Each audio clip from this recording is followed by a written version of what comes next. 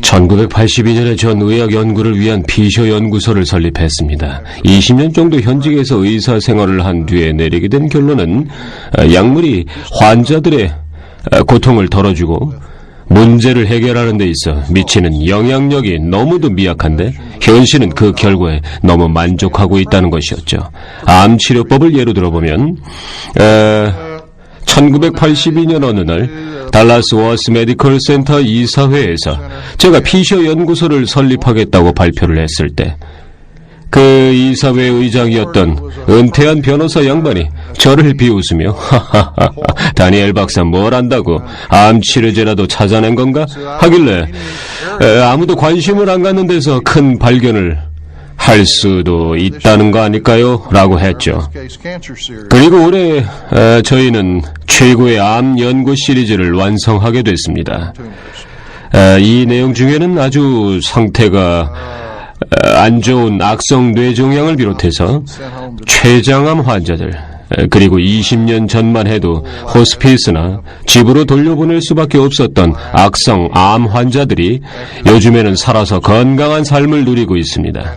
진단받은 지 10년이 지난 췌장암 환자도 살아있고 또 관암이 전이돼 온몸에 퍼졌던 환자, 육종암, 또 뇌종양 환자들이 절제 수술을 하지 않고도 우리 몸에 결핍되고 필요한 것이 채워졌을 때 정상적인 최상의 방어 능력을 회복하면서 질병을 이겨나가는 걸 봤었죠.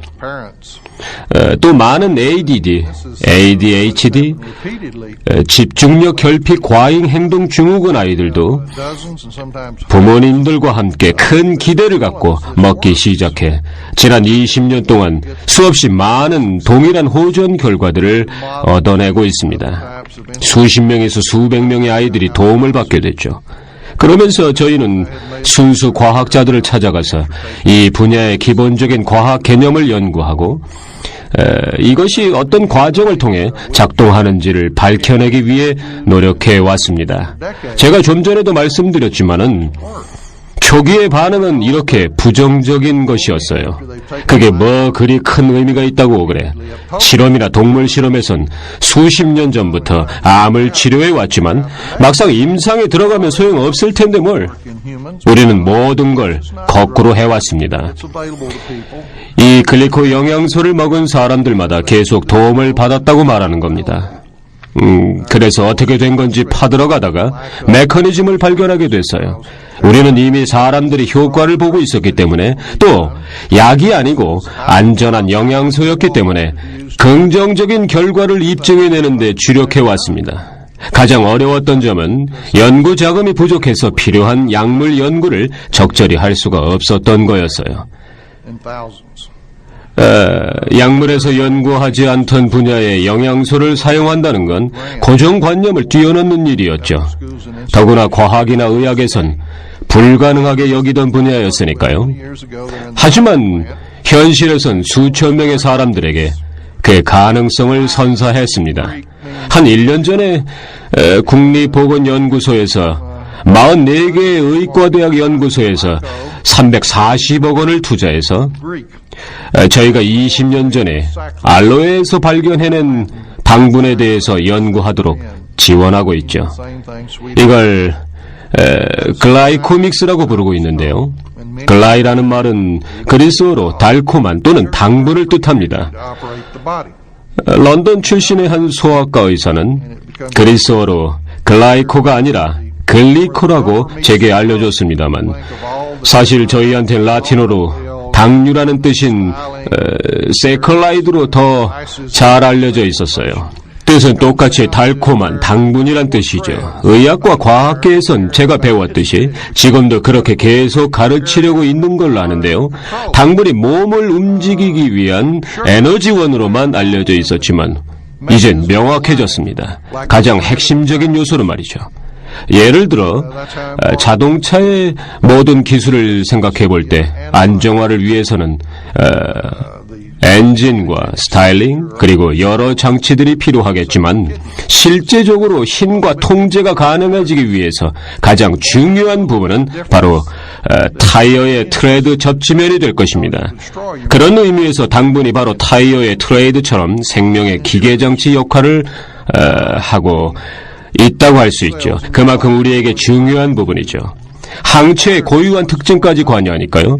예를 들어서 여러분의 신장세포의 항원 징후가 부모님의 신장에 있는 것과 약간만 달라도 그 아주 작은 차이 때문에 여러분의 면역체계는 어머니나 아버지의 신장이 여러분 몸에 이식되었을 때 그걸 감시한 뒤 공격 명령을 내리게 되는데요. 그것이 바로 당분 속에 쓰여 있는 겁니다. 우리 몸에 원래 있어야 했던 것을 채웠을 때 몸이 스스로 치유하고 재생산해내는 능력은 과학이나 의학에서 가능하다고 알고 있고 경험했던 것을 보다 훨씬 더 위대합니다. 처음에 알로에 베라에서 발견한 것에서 몇 가지를 더하고 현대 식단에서 빠져버린 성분들을 발견하고 한 가지씩 찾아서 더해갈수록 더 새롭고 차별된 좋은 반응들을 얻게 되었죠. 잃어버린 영양소를 되찾음으로써 말입니다. 이것은 전통적인 식품 피라미드표에 나온 것들을 거스르거나 상충하지 않는 것입니다. 이것은 다름 아닌 필수 영양소의 일부로 단백질, 지방, 탄수화물, 비타민과 미네랄과 함께 우리 몸이 필요로 하는 또 다른 필수 영양소입니다. 우리 주변을 살펴보면 뇌성마비로 태어난 아이들이 꽤 있는데요. 결코 학교에도 다닐 수 없고 배우거나 휠체어에서 일어나지 못할 줄만 알았는데 이 영양소 덕분에 그들의 삶이 회복되어 지금은 걷고 기억하고 배우는 아이들이 많습니다. 분명히 뭔가 도움받을 수 있는 방법이 늘어나고 있는 거죠. 이젠 사람들이 이해하고 기대를 갖기 시작했습니다. 다른 부분에 있어서도 불가능했던 일들이 기적처럼 가능해지기 시작했어요. 계속 기적 같은 일이 반복해서 일어나다 보니까 더 이상 기적이 아니라는 걸 깨닫게 됐죠. 원래 기적은 생명의 원소, 분자, 영양소부터 성장하는 과정 안에서 일어나게 되는 것입니다.